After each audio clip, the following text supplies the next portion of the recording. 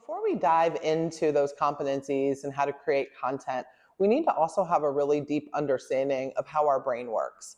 So, we talk a lot about the nervous system and our brain function because it has such a huge impact on how we show up in the world. And I want you to think about, have you ever tried to have a conversation with somebody who's really upset or angry? Or have you ever tried to complete a task or connect with someone when you also might be in some really strong emotions?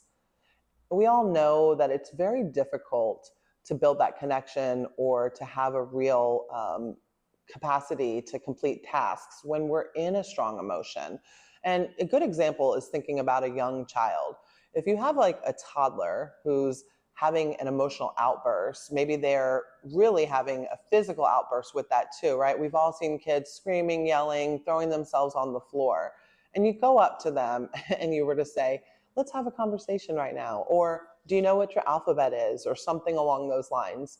The likelihood that that's going to happen is nil, right? Because they're so caught up in the emotions and the physiological manifestation of those emotions that they can't access that part of their brain.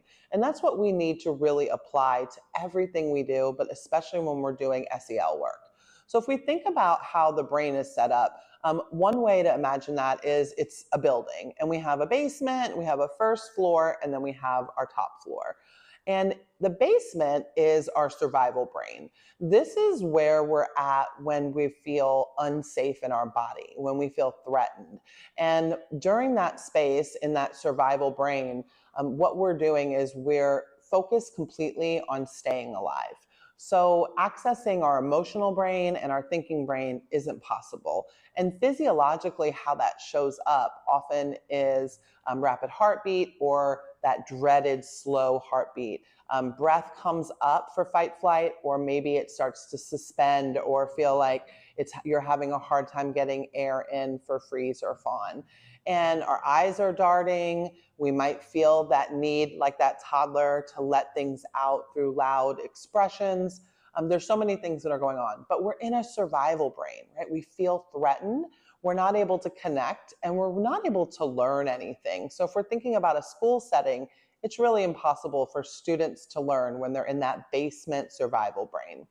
And then the next floor, our emotional brain, is where we have a little bit more access to our feelings, to clearer thoughts, but we're still not really able to tune in to that higher level thinking. But we have a little more awareness. We've come out of that super base survival, but not really where we want to be. And then we have our top floor, which is our thinking brain. This is where critical thought can happen. This is where connection occurs. And this is where we can access the ability to really bring things together and to be with other people in a meaningful way. So when it comes to SEL work, we really want to make sure that all of the stuff we're doing with kids or with adults creates a space where we can be on that top floor or in our thinking brain. First, it models how we want to be when we're out in the world, in the classroom, at home, or in our work environment.